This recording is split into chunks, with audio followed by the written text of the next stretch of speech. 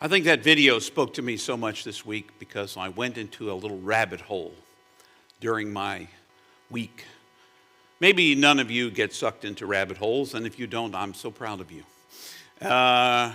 Because that's not what your pastor did. I got drawn into a rabbit hole. I made a statement on social media. I'm not sure whether it's supposed to be great. Sometimes stinks. Just stinks. I made a statement on social media, got into an argument. It was literally an argument. I'm the person who says, don't ever argue on Facebook. It's pointless. It's pointless. It doesn't matter whether you say facts, because the other person doesn't believe the same facts, doesn't even believe the same thing you say is a fact. So it's no point. Only for me, it just kept getting worse until someone told me something was God's will. Now, it's very assumptive ever to believe you know what God's will is and nobody else does. It's a big assumption. And so I said something about God's will back. And it was not nice. It was not nice. You know, if that can be God's will, what about school shootings? And I listed all these other kinds of things. Is that God's will? And then the person had the audacity to come back and said, you know, James, I'm not going to engage in this conversation anymore because I think you've become uncharitable. I don't think that's exactly what they said, but they were right. They were right. I had become uncharitable. And so they said, we have our opinion, you have your opinion. And I said, so then I did this thing where I said, I'm really sorry. You're absolutely right. I went too far. There was no kindness or reason in what I said in return. I apologize. And that's about all I could do. That's about all I could do. I live in a world filled with vast chaos, and it's become much more chaotic recently. And a lot of people I know are being deeply affected by it in a variety of ways. And it makes me angry, and angry makes me define people as my enemies, who are just people who apparently have a different God than I do. I'll just tell you right now, I believe there's one God. But I also believe that not everybody has the same God, or even talks about God that they have in the same way that I do. And it's their right. One of the things that I believe God guards more than anything else in the universe is your free will and mine. I get to choose if I'm going to be a jerk or not. I get to. I get to choose whether my God's a jerk or not. I get to. Richard's right on. What we say about God and how we live from God says what we think and gives us permission to act in a certain way. If our God really is hateful, hey, I've got justification to be hateful. I can draw whatever line I want to, especially with the people I define as enemies. Now, see, this is a wake-up call. This is why sometimes I really hate preaching. I really hate it. And you know why I hate it? I don't usually hate it when somebody else does it. I hate it when I do it because I spend the entire week with a text and I keep thinking, oh, it's about somebody else. And then suddenly there's a moment when I'm like, oh my gosh, Jesus is talking to me. I am the man. I do not want to be the man. I want to point my finger at somebody else who is the man, the woman, or whoever. That's what I want. Jesus did not give me room this week to do that. Let me read to you from the Gospel of Luke. We're working our way through the Gospel of Luke as we do this Abundance series. Last week, if you were listening, we talked about the Beatitudes as they're listed in Luke. Luke has a whole different, most of us know the Beatitudes, if we know the Beatitudes, from Matthew. That's the Sermon on the Mount. In the Gospel of Luke, it's the Sermon on the Plain. People say, well, was it really on the mount? Was it really on the plain? I suspect the reality is Jesus taught the same lessons sometimes in several different places. You know, not everybody heard him the first time. It wasn't like you can go back to the YouTube recording and see, oh, this is what Jesus said last week on the mount over there. So when he was with a different group of people, he said different things. And this last week, he talked about not only the blessings, of which there were 4, then he had 4 woes. And I was like, man. And right after he finishes the 4 blessings and 4 woes, this is what he says. Beginning in chapter 6, verse 27. To you who hear me, I say, love your enemies, do good to those who hate you, bless those who curse you, and pray for those who mistreat you. Jesus lost me already. I'll just tell you right now, read that multiple times this week, did not hear it. Apparently that whole first line, to you who hear me, I was out there. I missed it. Let me start again, because I don't need to make a commentary in the middle of the scripture. I'll make the commentary at the end. To you who hear me, I say, love your enemies. Do good to those who hate you. Bless those who curse you, and pray for those who mistreat you. When they slap you on one cheek, turn and give them the other. When they take your coat, give them your shirt as well. Give to all who beg from you. When someone takes what is yours, don't demand it back. Do to others what you would have them do to you. If you love those who love you, what credit does that do you? Even sinners love those who love them. If you do good only to those who do good to you, what credit does that do you? Even sinners do as much. If you lend to those you expect to repay you, what credit does that do you? Even the sinners lend to other sinners, expecting to be repaid in full.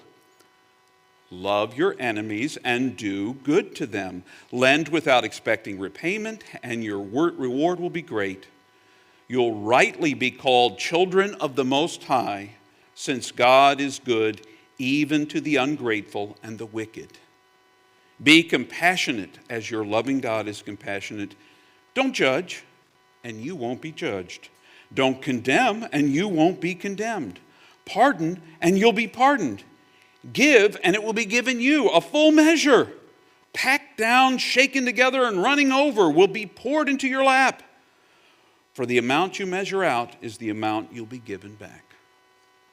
This is the gospel from the Lord this morning. Thanks be to God. Now I have to tell you, that first little section sounds like doormat theology. You know, somebody treats you bad, just let them. It's okay. Let people walk all over you, get run over.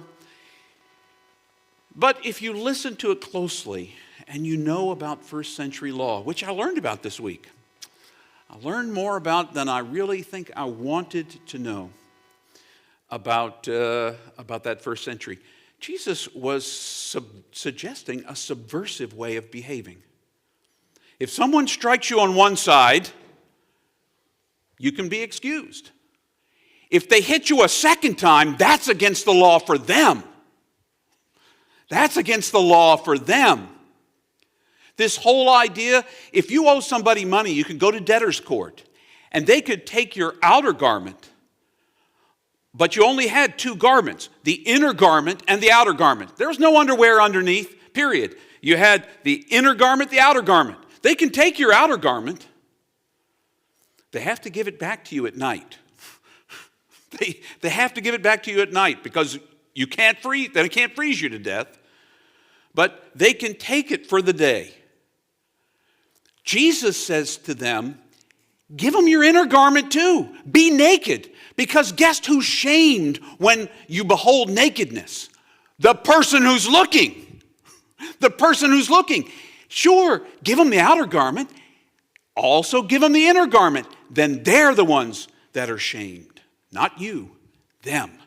They know what a shame it is that they're demanding this of you to begin with. Over and over again, Jesus suggests, here's what you need to do. Here's what you need to do. Go that distance. Now, there's that one about if a Roman soldier demands that you carry their pack for a mile, carry it for 2. Guess what else? That's against the law. According to the law, they can ask you to carry it for a mile. Guess who gets in trouble if you carry it for more than a mile? It shows a weakness of the Roman soldier. If he can't carry it, if he can let you carry it for a mile for a little respite, anything beyond that, he's the one that's in trouble. He's the one that's in trouble. So carry it a second mile. Go the extra distance. But guess what? Show them how unjust this behavior is. Show them. Let them see how wrong it is to behave in this way. Stand up. Stand up, but in a nonviolent way. Make them see how wrong they are to do what they're doing. Make them see how wrong they are to do what they're doing. Jesus goes on to delineate in there some additional kinds of things that we need to pay attention to. But he comes back around to love your enemies and do good to those who hate you. Do good to those who hate you. This is just not what I wanted to hear. I want retribution. Do you know, I want a really retributive God. To people who are mean to me, I want them to sizzle eternally in the fiery pit. I want them to get it. Only that's not who God is. I had a tantrum all week with God. By the end of the week, me and God were not talking to each other very well. God, this is not okay. And I could almost hear God echoing in my ears. But it's the way I am, James. And it's what I ask of you. If this was going to be an easy road, anybody can do it. You notice how in the middle he said, love those who love you? Even people who don't even know who I am do that. Lend to people you know who can repay you? Even people who know that, anybody does that. I'm telling you right here and now, I want you to go beyond, to stretch further, to go beyond where you imagined it's even possible. Now do so with a little subversive behavior, but you're going to have to act on it. He's not talking about get the warm fuzzies for your enemy. Oh, he's so cute. Even though he's mean, he's cute. I like him. No. He's saying you got to act on it. I did not appreciate that even a little this week. Even a little. I suspect if you're anything like me, now maybe many of you are further along the path than me. Maybe you're way down there. I'm still trying to play catch up. And the truth is, I am. It took me a long time to get to this point in my life where I've realized this stuff is as much about me as it is about anybody else. I'm not getting up to tell you, hey, I've got this all together. You just behave like me. That's not what I'm doing. I'm telling you, we're all in this same boat. And this walking the way of Jesus, love your enemies, do good to those who are evil to you, is hard work. Finding subversive ways to undermine those, to love your enemy in a way that makes it clear to them that what they're doing is wrong. Hating you, oppressing you. And if you don't think Jesus really understood what it was like, we're told that in that first century, at some point during Jesus' life, there was at least one insurrection. And in one of those insurrections, every mile along the road between Jerusalem and other towns, the Romans crucified a person so that you are reminded who the boss was. Be reminded, Caesar was not a nice guy. Killing off 10% of any village, who cares? Well, the people who live in the village do. But not, that word decimate? 1/10. That's what it really means, decimate, kill 1/10. And it's a random 1/10. So when they would decimate the population, they would randomly pick men, women, and children and kill them. The village would behave the next time, wouldn't they? That's the Roman way. Jesus was well aware of what it was to live under a despot. And yet, living under that despot, he was invited to be a different person. He invited us to be different people. It's real easy to hate the people that hate you. Jesus didn't say it was okay, though. Much easier to love the people that hate you. Now, I'd like to tell you I found a good solution. A good solution. Most of the time I spend on Facebook is posting encouraging words. And, I do my twice a week moment. I do a moment on Tuesday at noon that's just a thoughtful 12-minute thought. Thursdays, I do Lectio Divina. We're working our way through the book of Ruth. I love Ruth. I forgot how much I loved her until I started reading her a few verses at a time. And that's what I primarily see Facebook as. But sometimes I get really sucked into some conversations that are about a God I don't know. But I will tell you, I will never convince somebody with my mean words that there's a different God than the one they know. I won't. It might have worked 2 centuries ago when we were busy scaring the hell out of people. That was what the church was all about. We're going to scare that hell right out of you, baby. That's not a gig that works anymore. There's enough scary stuff in the universe and in the world right now. People don't get scared of you tell them God's going to sizzle you forever. It's not very scary. I'm already being sizzled right now, James.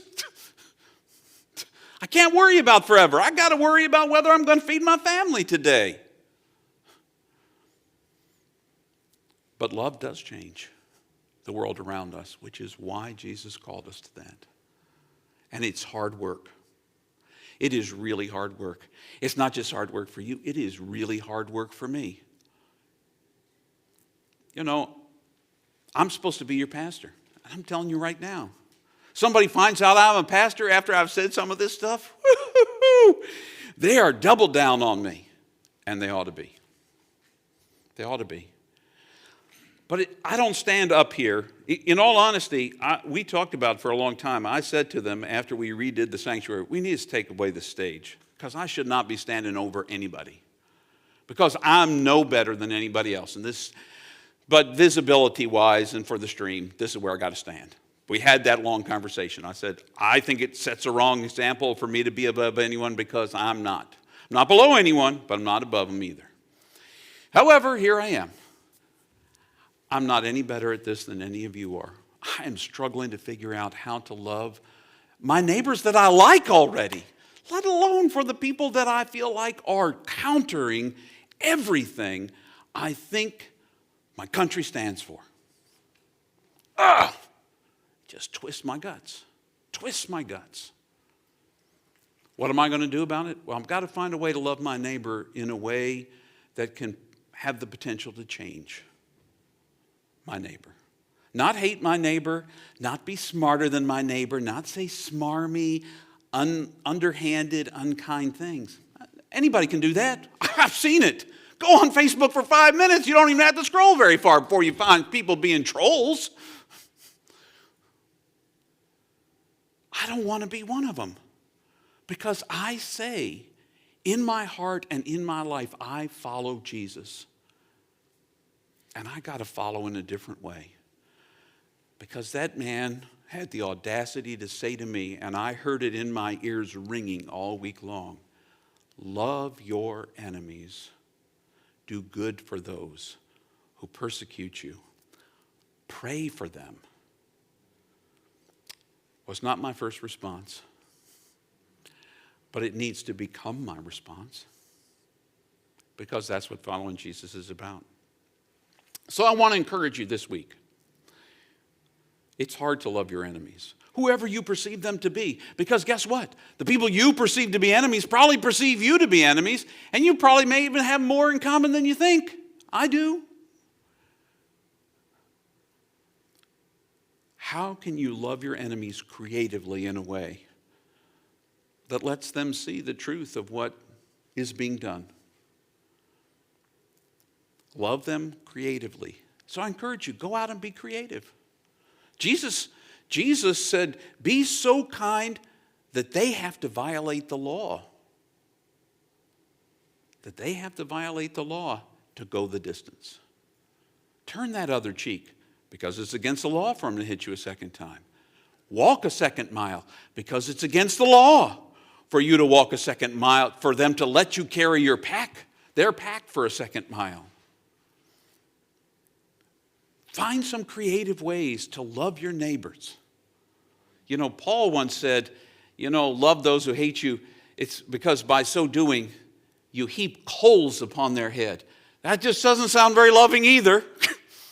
But when somebody has been mean to me and I'm kind back, I suspect it hurts a little bit for them. I don't do it for that reason. I don't do it for that, well, maybe sometimes. But mostly, I don't want them to feel bad. I want to feel good about every action, every word, every thought that I have. I haven't gotten there yet. I don't know if I ever will. But following Jesus asks that of me. And I think following Jesus asks that of all of us. We don't live by everybody else's rules.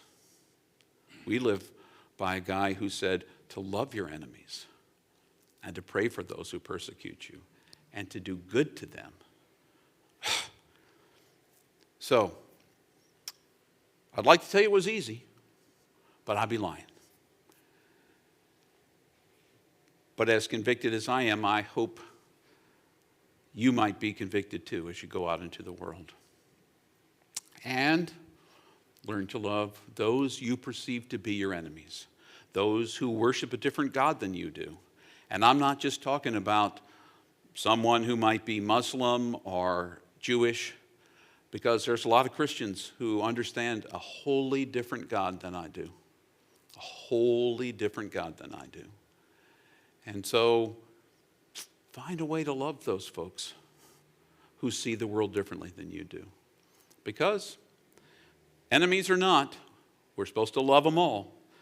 So we better get to it with these, not just with these. So I believe Linda has got a word to